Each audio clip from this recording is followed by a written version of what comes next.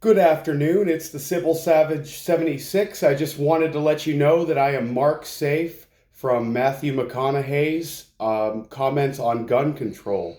Here with me this afternoon, I have an anonymous guest who does not wish to be featured in the podcast, It's on the however, random. is a very useful intelligence source as to the current state of affairs per the year of 2020. Why don't you say hi, my friend? Well, let's just call me Randall. All right, Randall. So we have Randall on the show today, and we're going to discuss a wide range of different topics, especially the ongoing 2A gun grab. We're also going to be talking about the blatantly stolen election, and we're also going to be delving into topics that seemingly go off planet and would easily allow us to both be able to be labeled as kooks, which we are not. We're here to bring you the unabated broad truth of what's going on in 2022. So why don't you start out with a topic for us, Hilton? What are we going to start out with first? Well, you speak for yourself on the kook. I'll be a kook if I want to be. You know something? I really think that there's two different types of crazy. There's the good kind of crazy and there's the bad kind of crazy. Yeah. I think even Benjamin Franklin was actually quite crazy. But was also, on the other hand, one of the most innovative pioneers And a of very, our country. yeah, a very It- intelligent man. Oh, right, yeah. So Benjamin Franklin was said to have been bipolar. He had manic episodes and all this kind of stuff. And I'm not saying one way or another whether that was true, but to my understanding, his mental illness actually contributed to his overall genius in inventing different things. Like he didn't invent electricity, but he definitely proved the theory for his time. I mean, he was a guy who woke up at like 5 a.m. and just like read books and did everything. Mm-hmm. Why aren't more people trying to be Benjamin Franklin today? Well, the big problem in this world right now with poor old Ben, which is the reference Poor Benjamin's Almanac, which he wrote as well, which is a perfect planting guide for your garden. It's because most people just don't have his tenacity. They don't get out there and look at the world. They don't get out there and see what's really going on. I mean, he's the kind of guy that showed up at a bar at 4 in the morning at time and just listened to the fellas who were a little off that were in the bar planning things. He was that kind of guy. He traveled the world. Boy, did he travel the world. He's part of the Hellfire Clubs over in France. That was you kind of wonder just how his interests All were. right, easy there, killer. We could go into 2 hours about the Oh, Hellfire Club. I'm not even starting on it. I'm but- just saying, mentioning it. Oh yeah, but going back to that whole thing you said about bars and 2 a.m. I mean, that was ultimately how the American Revolution started. Exactly. That's how we got it started. People don't actually know that the revolution was fought by like a bunch of beer swilling, barrel chested, gun slinging patriots who like grew marijuana. That's where And the Second Amendment occurred. It was because we were fighting a country that was domineering, and they put that in there to say if we ever in tyranny again, that the people have the right to stand up and bear arms against the tyrants. Mhm. And that's what the government put in place to protect us, even from ourselves. Right. So right here we have the AK-47 ZPAP 92 Zastava. This is a lovely piece of weaponry, and I don't intend to surrender it because it is my God-given constitutional right, fundamentally, that I'm allowed bear to arms, protect yeah. myself with this weapon right here, which I'm going to responsibly place over here just for the sake of the show. But seriously, the Second Amendment topic is something that I really wanted to delve into tonight because a lot of Americans are concerned as to the future of being a gun owner in this country because right after that Davos meeting in Switzerland, now you suddenly have a push for gun control. Let's really get in. Now you suddenly have these pushes. Again, we heard this 10 years ago, 20 years ago. Oh, yeah. Well, They're bringing it back up again. Well, they do it every year. Has anyone read about the history of disarmed populations before? So what now? People, to my mind, do do not seem to be educated on the history of disarmed populations. Mao Zedong, Disarmed population. Okay, I Karl misunderstood the Marx. word. My ears are not good. Sorry, I'm speaking a little bit too fast. No, don't worry. Ben Shapiro, I'm not trying to compete with you. So go on. Well, disarm your population. Your population cannot defend itself against anyone. What it comes down to. What happens is that if someone shows up at your house, whether they are somebody you want or they don't, they pull a knife on you. You're going to have to pull a knife. You're not going to have a chance to get a gun because you won't have one. Mm-hmm. You disarm your population, they're helpless to fight, and most likely the person showing up will have a gun. You'll be stuck with a knife. I think we should blame hammers for building houses too. Yeah, I think so too. The hammer got my thumb the other day. Yeah, I mean, God forbid you build a house and do something useful. We're just going to blame the hammer, and now we're also going to call you racist. Yeah, my hammer was white. Oh my God, it was white. Oh my God. It was a white handle hammer. Wait until Al Sharpton hears about this young man. He's going to be down here with the ADL, and he's going to be tap dancing. He's going to want my handle to be turned black. Oh my God, you're gonna have picket signs at your house now. Now that you just said that, sir, Under the reality statement. Oh my God. The thing about it is, color means nothing. It really does. It means nothing at all. Oh, of course it doesn't. But now that you said that, you're going to have the entire Karen coalition coming down here because over they my hammer. Oh my God! This is so. Just going forward, the 2A gun grab is absolute nonsense. It's probably not going to be successful, at least not from what I see. The biggest deal with what happened at the school has nothing to do with the gun. It's how he got it. I mean, he had no money.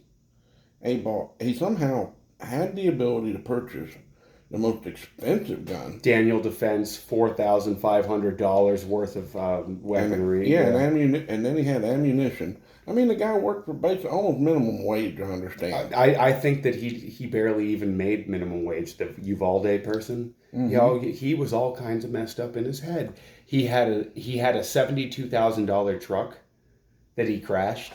Oh, bro. I mean, can you say assisted straw purchase by the FBI? Because if you can't, then I sure will. Well, here's a big deal. And these are the flags you should pay attention to. One, when he went into that school and started shooting, pay attention to what happened next. You can see this. It was on the news. They kept going. Why didn't the police go in for 45 minutes? They stood down for an hour. Yeah, the police they stood down for an hour right after one mysterious phone call. I can only imagine that was a Freemason. Not necessarily. That may have also been the people who gave him the gun. I just want to believe that it's probably just somebody who called to say, stand down so that we can get all these people killed and basically prove our little gun narrative. Let's go with a perspective on that, is that he got the gun somehow without having the money. He got the ammunition somehow without having the money.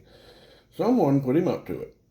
It's kind of logical. It had to have happened in some ways like that. The police didn't go in to stop it, so somebody wanted him to do it.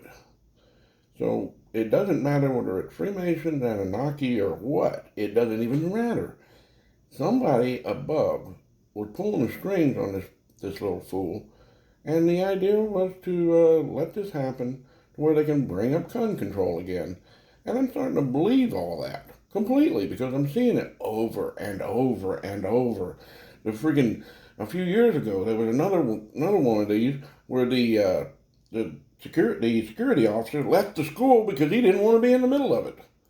Well, yeah, so the cops' excuse for not wanting to go into school was they don't want to be shot. Cowardice? Yeah. Yeah, cowardice and everything. And then turning to the other shooting, the Buffalo shooter had, I guess he was inspired by somebody else who shot up a church that was wearing Azov Ukrainian battalion insignia, signifying the Nazis in the Ukraine. And that was what inspired that kid to go into the Buffalo store. He also killed a security guard that had a patent to build the first water-powered engine, and he magically died.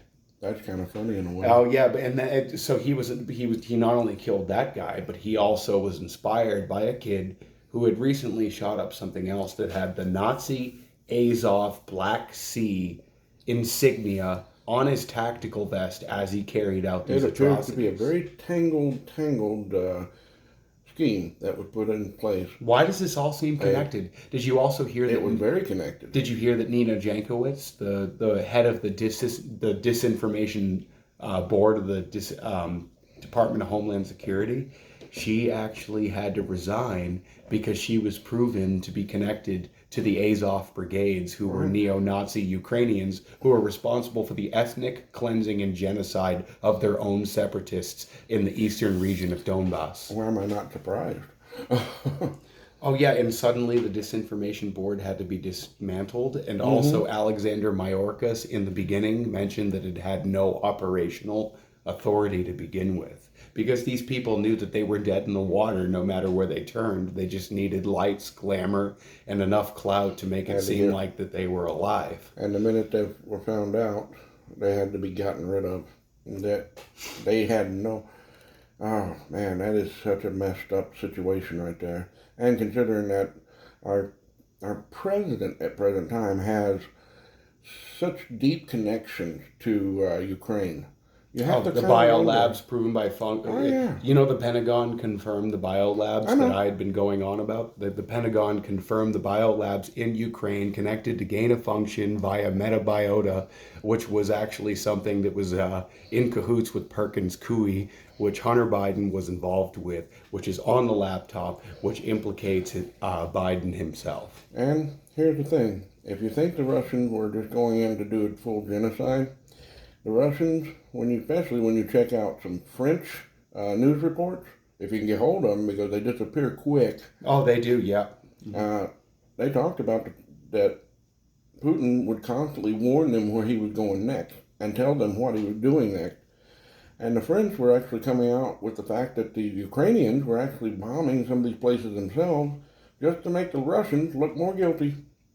Exactly. And also, as I've mentioned before, the Ukrainian Azov brigades have been holding Ukrainian civilians as hostage so that they can die in battle when the Russians conduct these surgical strikes, so they can go and turn around to the Western media outlets, weaponizing them and then further demonizing Putin for attacking a problem that is very realistic in the Ukraine, which is that Zelensky has ushered in an EU-friendly government regime in 2014, assisted by Obama, which was responsible for the Maidan Square protests and shootings and bombings and the violence that took place because the people of Ukraine, the ethnic people of Ukraine that wished to depart from Zelensky and his Rothschild-backed EU nonsense in cahoots with the Transatlantic Council, they said, we know the direction you're trying to take Ukraine in. We don't like this. So what happens in the East? Cluster bombings by NATO forces, killing little kids in Zagreb. We're talking absolute genocide backed by NATO forces. And it was all sponsored by the EU, the Transatlantic Council, so that you can then try to make Russia a desolate country that becomes reliant on IMF loans. You see, this is a very complex and deep story. And some of the information It's a proxy you war. need to find. It's a proxy war. It's not a war against the Ukrainian people. It's a war against something known as the Khazarian Mafia, which is currently in control of Ukraine, which is complicit with the House of Rothschild and the financial institutions within the central banking industry, the banksters, the deep state cabal players. And Zelensky is a puppet for this regime, which is no less carrying out this whole thing. So it's really something that's kind of been irking me because I see this blind support.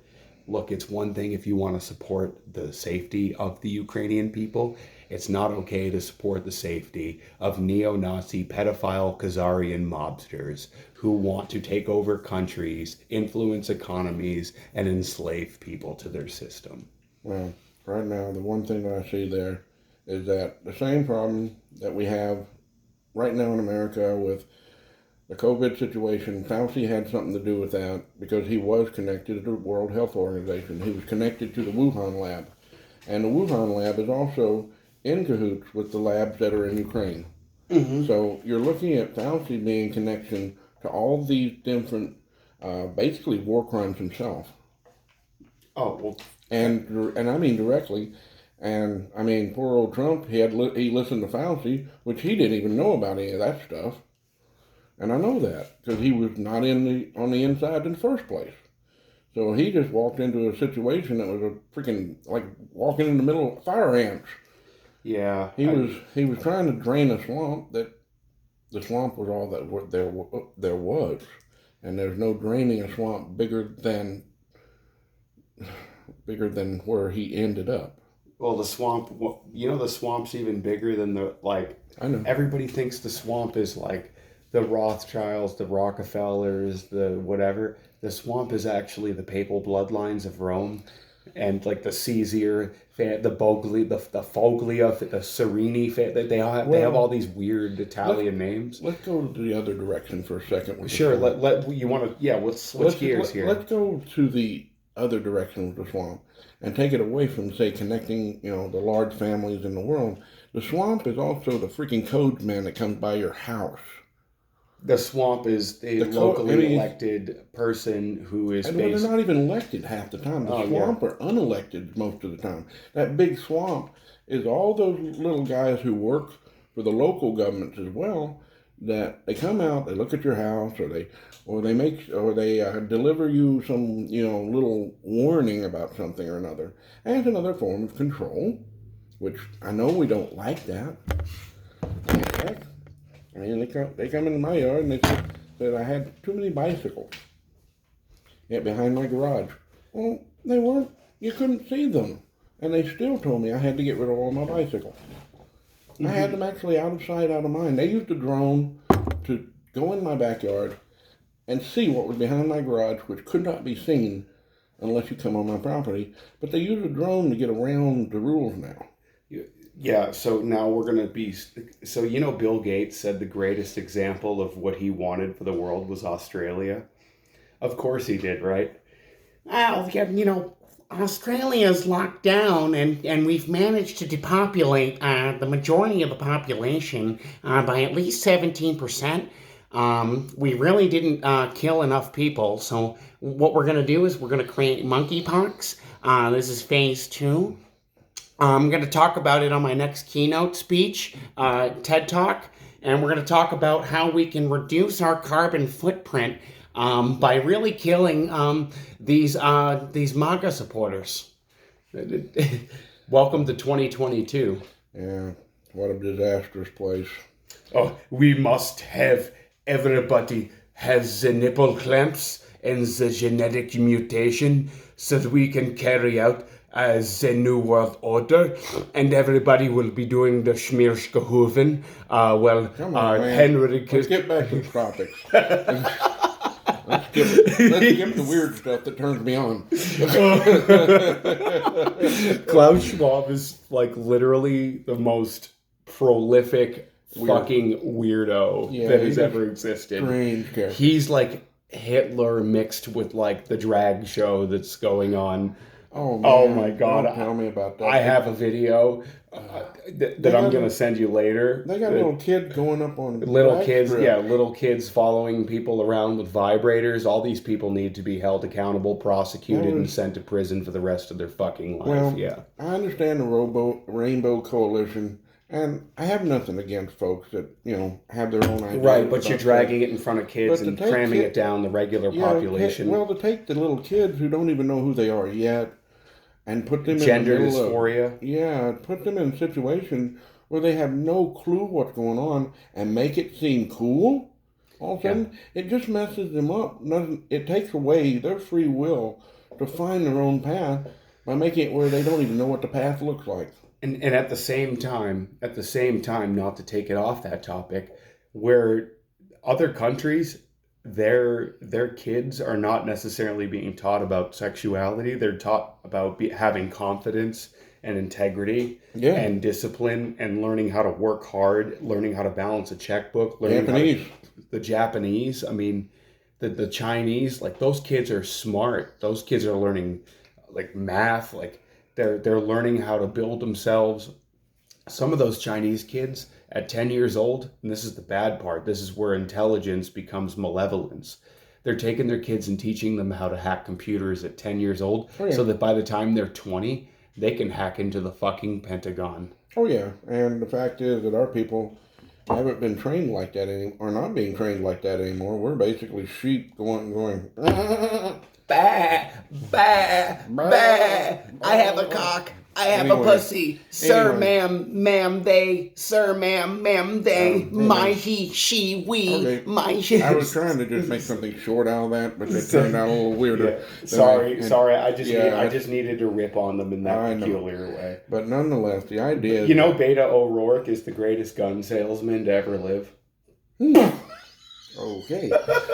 But anyway, the problem with right now in America, we've quit teaching the children.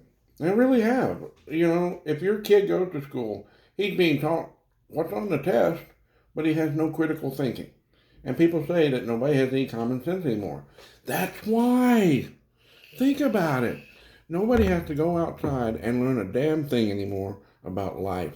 They're sitting in their places playing video games and smoking weed and doing all sorts of stuff. Yeah, I'm looking at you too. But nonetheless, the kids, though, are not being taught critical thinking. And critical thinking is the ability to figure your way through a situation. I'm seeing people in apartments these days that don't even know how to replace a light bulb anymore. And it's terrifying to me. I can go in and put the lamp up for them, but they can't change the light bulb because they don't know how to do it. Oh, believe I've me. seen people who don't even know how to use the stopper in their tub. This girl was actually in one of the units at one point, and she kept calling maintenance to get her tub to hold water. And she literally, when the last time the guy went in, checked to make sure it hold water, he flipped the little lever that we all know about most of the time, and she said, "Oh, that's how you do it. My butler always took care of that for me." And she didn't even know how to fill her bath up. Really? I mean, So this you're is- saying that this generation is so lost they can't even. They won't know the difference. That's one of the reasons Yeah, why your shows are so underrated, and a lot of times this common sense that people have just goes over their head. It's because we're being taught not to